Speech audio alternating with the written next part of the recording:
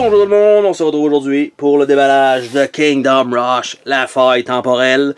Donc, shipping, pour ceux qui ont vu peut-être l'ouverture du colis, il y avait beaucoup de contenu. Et là, vous voyez ici que j'ai eu une super belle POC dans le coin de ma boîte ici. Donc ça me fait un peu chier parce que surtout c'est la boîte de base, c'est pas un expansion pack, ça va être elle qui va être sur les tablettes. Et si je mets du poids là-dessus, ben, vous vous doutez que c'est moins intéressant un petit peu. Bref. Ceci étant dit, on ouvre ça ensemble aujourd'hui. Et ça devrait être une bonne boîte remplie de matériel, du moins j'espère. Et voilà. Donc, ok, ça commence avec du carton. Du carton pour protéger. Donc on a ici quand même une petite coche ici.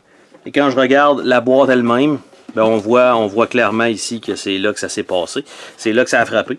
Bref, c'était le coin de ma boîte. Donc, ceci étant dit, la qualité de boîte, c'est sûr que plus c'est gros, plus ça paraît mou, mais la qualité, elle est standard. Donc, rien à dire de... C'est pas négatif du tout, c'est standard.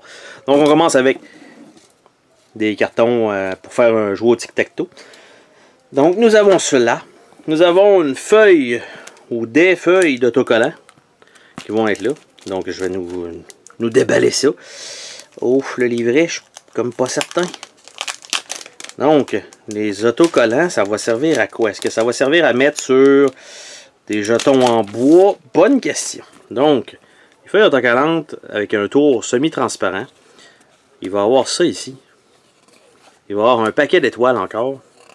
Et voilà. Donc, j'ai 3 feuilles d'autocollants. Donc, déjà en partant, pour ceux qui aiment vraiment les genres de wargame avec des blocs dans lesquels vous devez mettre vous-même vos autocollants, eh bien, sur le nombre qu'il y en a ici, vous allez être servi. Il y en a quand même 3 feuilles. Donc, c'est quand même beaucoup. Je ne sais pas à quoi ça sert, mais on va bientôt le découvrir, fort probablement. Le livret d'instruction qui a été traduit en français est déjà wavé. Je ne sais pas si c'est wavé par l'humidité, ce qui est peut-être le cas. Donc, je pense que ça devrait faire le travail côté papier.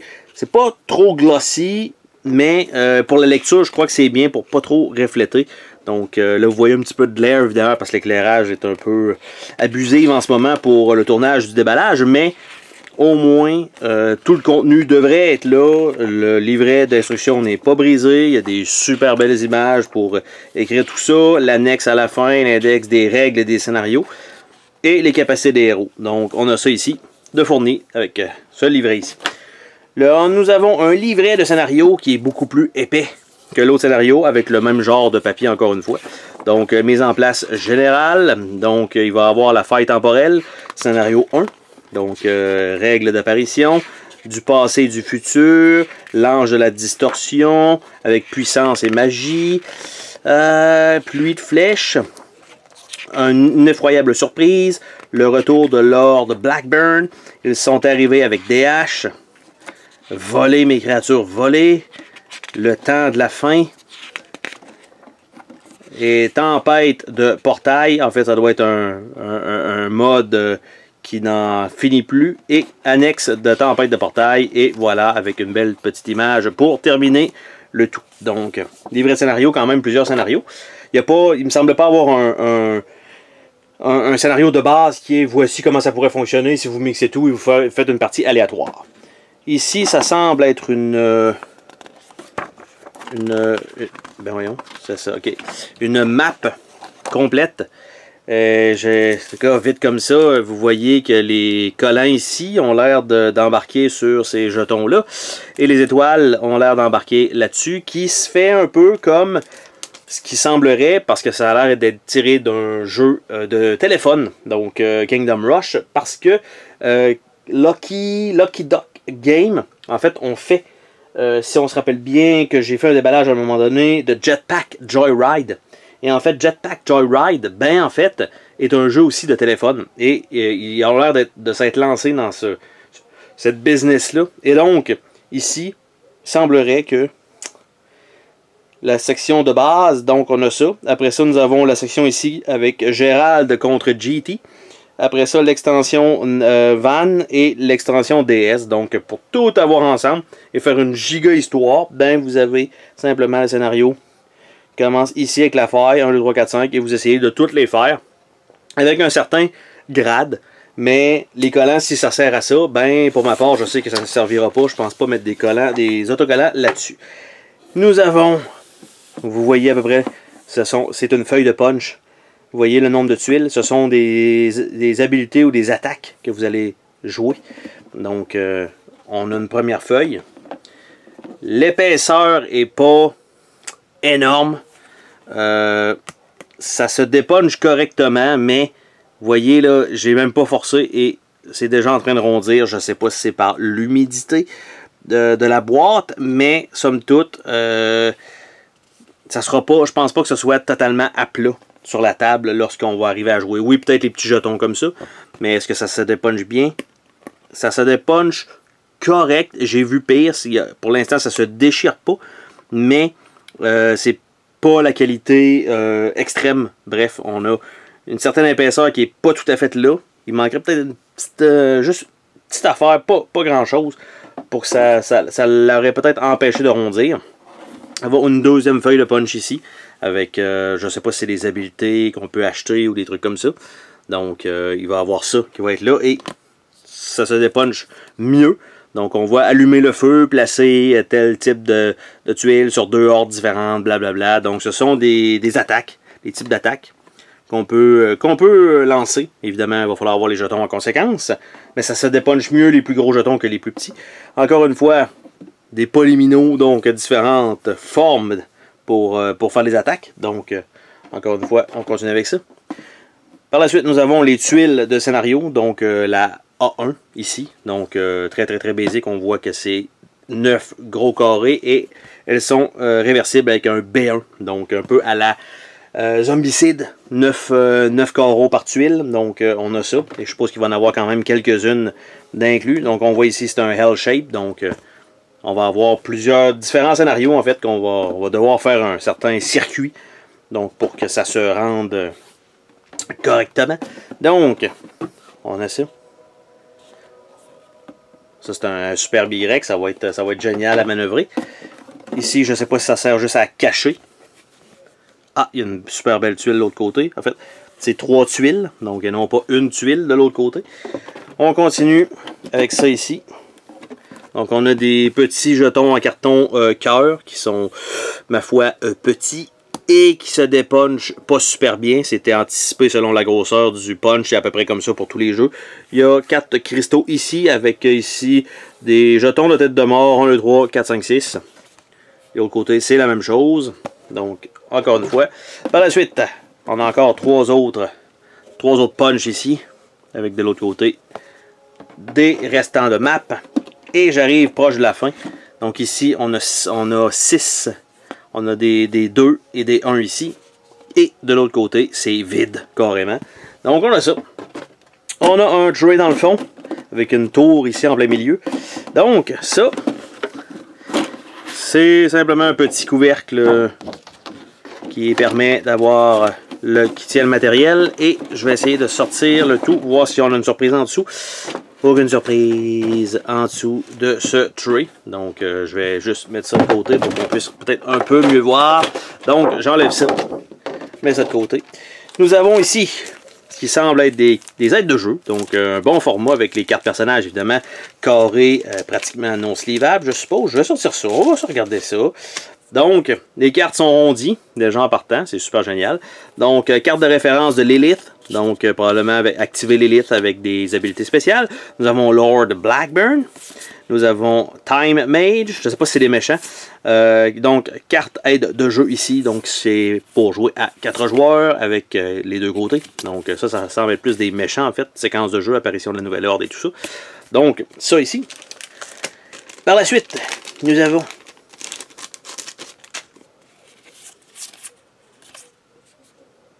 des cartes carrées qui sont en train de rondir encore une fois. Donc la qualité de ça est pas... Ça c'est pas fameux. Franchement là, non. Ça m'impressionne pas. Et ça doit être probablement les personnages jouables. Donc un genre de mage, un personnage en feu, un archer, un barbare et un autre personnage. Et de l'autre côté, c'est la même chose. Donc imprimer simplement des deux côtés. Je vais tenter de ré-rentrer tout ça dans le même sac. Puis déjà, c'était de peine et misère que ça entre parce que le sac est un petit peu trop petit en fait pour les cartons verts qui sont inclus dans ce sac-là. Donc, après ça, nous avons des petits plateaux qui sont en train de foutre le camp, donc qui étaient tenus par ça. Donc, ça a glissé. Et ça semble être donc 4 plateaux. Et en fait, ce que c'est, ce sont des petits plateaux comme ça, super cool. Donc avec capacité 1, capacité 2 qu'on a vu qu'on pouvait acheter tout à l'heure. On a l'attaque de base, la séquence de jeu. Ici, c'est probablement quelque chose qui peut aller là et activer votre héros. Et l'autre côté, c'est juste le gros personnage au complet. Mais les petits boards pliés en 3 comme ça. Franchement, ça c'est bien, ça c'est cool. On voit pas ça souvent en fait. Donc Ignus, donc le personnage en feu. Nous avons Aleria Swift-Hand. Nous avons Malik Hammer Fury. Et le dernier, Lilith. Donc ce sont ces petits plateaux-là. Il y a les petits personnages, simplement des petits meeples en bois ici, que je ne sais pas à quoi ça sert, mais somme toute, il n'y aura pas de collant à mettre là-dessus. Nous avons ici ce qui semble être, j'allais dire, un paquet de sleeves, mais je suis pas certain que c'est des sleeves en fait. Pas du tout. C'est un morceau de plastique qui sert à recouvrir une tuile. Donc, il y en a un certain nombre là-dedans. Je ne sais pas si c'est par personnage. Je vais essayer d'en sortir une deuxième, voir si c'est encore du vert. Donc, effectivement, c'est la même chose, mais en 4 couleurs, ou 5 couleurs peut-être. Donc, je ne sais pas trop à quoi ça sert. Je croyais que c'était des sleeves, pas du tout. Et encore une fois, très limite dans le sac. Donc, il va falloir sortir ça de là. Ici, qu'est-ce que c'est? Ah! Un super protecteur en carton très efficace comme on peut voir. Et à l'intérieur de ça, nous avons un giga gros monsieur qui tient par une base. Donc, très grosse figurine. Ça, c'est cool. Et deux des héros, je pense. En fait, non, c'est les méchants. Donc, ça et celui-là ici. Donc on peut voir un petit peu le détail. Et on voit que ça a l'air à pouvoir s'imbriquer ensemble comme ça. Et ça fait sensiblement une plus grosse figurine. Donc ça c'est cool, encore une fois. Belle petite surprise. Donc je vais essayer de remettre ça sans tout briser, bien sûr, comme à mon habitude. Donc ça, on va remettre le petit protecteur malgré tout. Même si j'ai dit que ça ne servait pas à grand chose, on va quand même le remettre. Ça, c'est intriguant, mais on va attendre. Bon, en fait, regarde, on est rendu. Et j'insère mon doigt jusqu'au fond de tout ça. Et c'est, en fait, des trucs qui vont permettre de mettre les tuiles là-dessus pour simplement les vider. Donc, ça va être, plutôt que de glisser les terrains, en fait, il me semble que c'est à ça que ça sert. Donc, il y en a un bon nombre à mettre sur le plateau, tout simplement. Il y a l'air d'avoir de l'espace pour mettre des jetons au fond de ce tray. Bonne nouvelle, d'ailleurs. Ça retourne ici, ça va faire du bruit. Et voilà. Ça c'est en fait. Et ça n'a pas rentré exactement comme ça devait. Hein? C'était sûr que ça allait faire ça. C'était sûr. Mais dès qu'il y en a une qui rentre croche, les autres ne rentrent plus. Donc, ça c'est fait. On a un petit paquet de cartes carrées.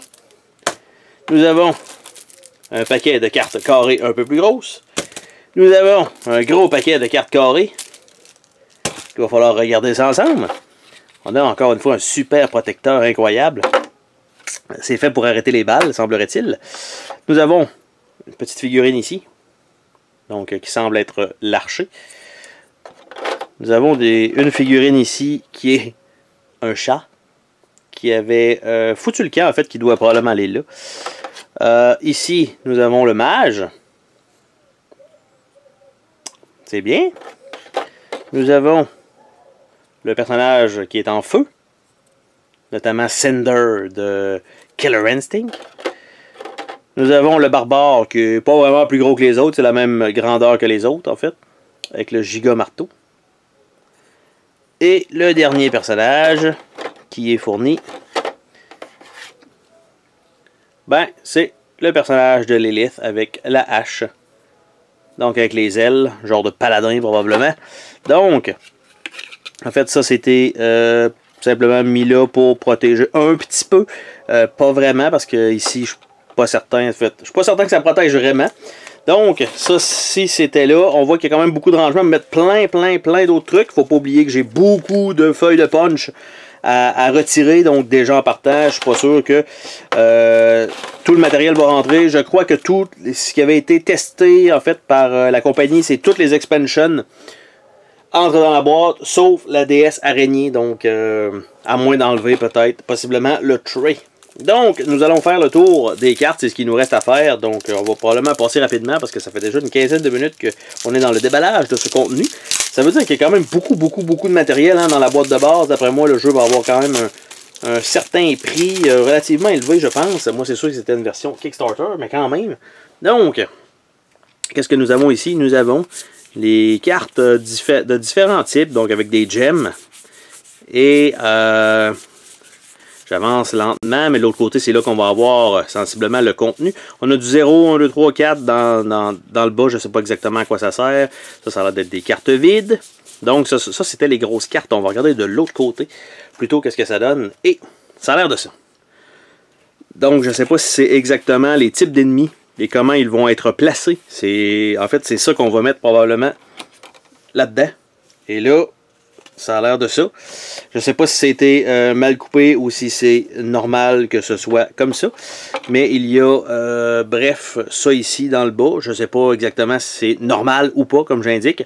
Donc, ça, il va falloir recouvrir avec les tuiles que nous avons vues tout à l'heure, donc à puncher.